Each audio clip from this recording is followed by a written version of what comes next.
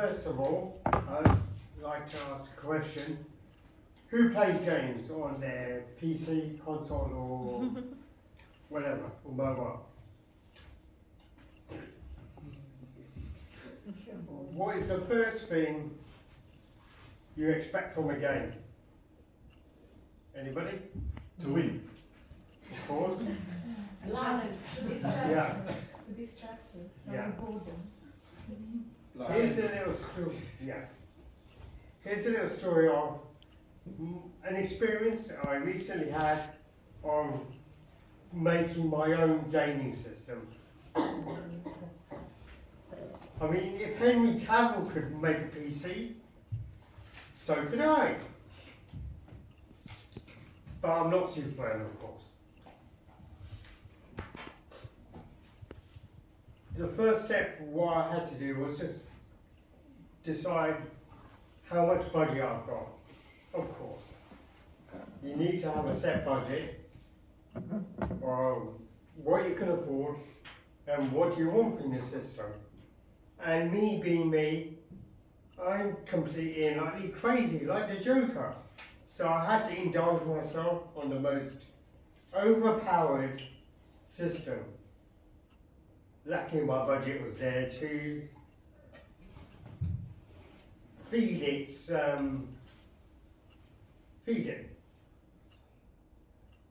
And what I did, so I had to I was searching like what would I want. Because my old system, it was 9 years old. And 9 years old in computer terms is like The Walking Dead. Yes, it could do what it would do anything, but I just wanted more. I wanted to dominate my opponents on Call of Duty. So I had to decided to go for the most outrageous system. I scoured the internet. Yes, it's a handy tool, but you can lose time quite quickly. Looking at cases, motherboards, sound cards, graphics cards, memory, storage. After that, I totaled up how much I had in my kitty and chose the components. First of all, the case, of course. I needed something that looks good, but also you can customize it, so it's plenty of room. So I just got this one case which has glass panels on both sides, so you can see through the computer. Then I needed a cooling system. Of course I have to go red, green, blue. So it's all flashy, like a disco. From that, I got just extra lighting, fans, a graphics card of course, or you can't play games without a graphics card. A processor, you needed a brain. So, I mean, and when it comes to processors, you're either in two camps, Intel or AMD. Of course I went with the Intel option, as I've been Intel since day one, from the old Pentium 120s, nearly 30 years ago.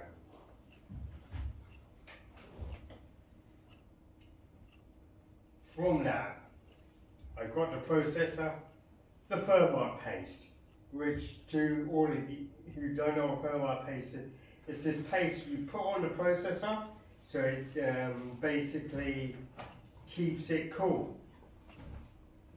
and basically helps it go into the motherboard easily. So I chose the processor, I chose the motherboard. Of course I had to get all the bells and whistles with the motherboard. Red, green, blue lighting on the motherboard. Wi-Fi, Bluetooth for connectivity. Then I got memory. And then hard drive. But I'm totally loopy. So I got one hard drive for the operating system, one for the games, and a third for general storage, totaling to about 7 terabytes of memory. Why I've got 7 terabytes, I'll never know. That's me. I'm an audiophile, so I've got a sound card which produces the best sound. And I had a 7.1 speaker system for cinema effects, so why not? Then, after clicking enter card, luckily I clicked something for insurance just in case it messed it up. And boy, it did. When the case arrived, the glass was smashed. I was freaking, so I contacted the company. Basically got them to collect the case. A few days later, it came back, a new case. Luckily I got that insurance. And then, once I got the items, I pieced it up. It was a bit of a puzzle. It was basically almost like playing Tetris. Just having that skill just to place everything in the right slots. And then, of course, an operating system. Windows, of course. So I got the USB stick, booted up Windows. And then, oh my God, it worked first go. And then, loaded some games. 100 hours later, where did my life go? My social life went out the window because I was playing games. But I was so happy that I constructed something which was worthwhile, and it was me. It was me. I did it was all mine. I built it, I tweaked it, and finally, what did I end up doing, apart from games? Netflix. Oh well. And now I want to learn digital creation, and I feel that's my next goal. Thank you very much.